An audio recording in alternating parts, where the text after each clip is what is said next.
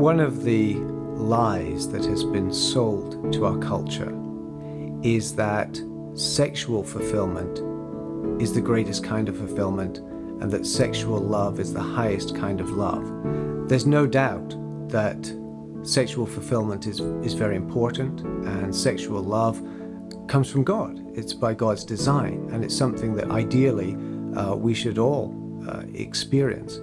However, to focus so much on our sexual identity and the idea of sexual fulfillment, I think, is to miss more important, deeper kinds of love and fulfillment that God has in store for us. The ultimate kind of love that we should pursue is a love for God and love by God. And that isn't a sexual love, it goes far, far beyond that. Then there is the kind of love that is found in human community. And for those who are sexually broken and who struggle with what they perceive as a lack of sexual fulfillment, God may or may not resolve that in this life.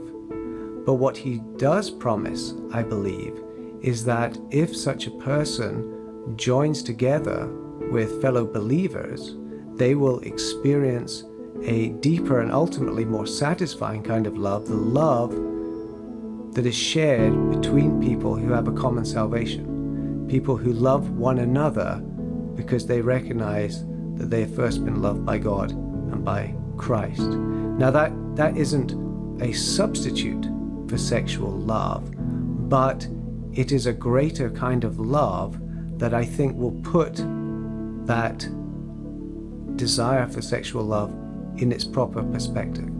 Likewise, there are different kinds of intimacy. We speak about sexual intimacy, and it's right that we do. It's a very important thing. It's something that God has designed for a man and a woman who are joined together in marriage. But again, there are other kinds of intimacy. There's the intimacy between a parent and a child.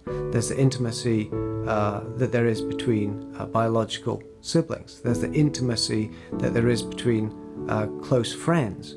There's the intimacy that one finds among fellow believers in the context of the local church. But the greatest kind of intimacy, the intimacy that if you know it, if you know that kind of intimacy, it puts all other relationships into the shadows, is the intimacy that you can have with God by knowing not just that there is a God, but that you are brought into an eternal relationship with God, and that you can experience the reality of God day by day through faith in Jesus Christ.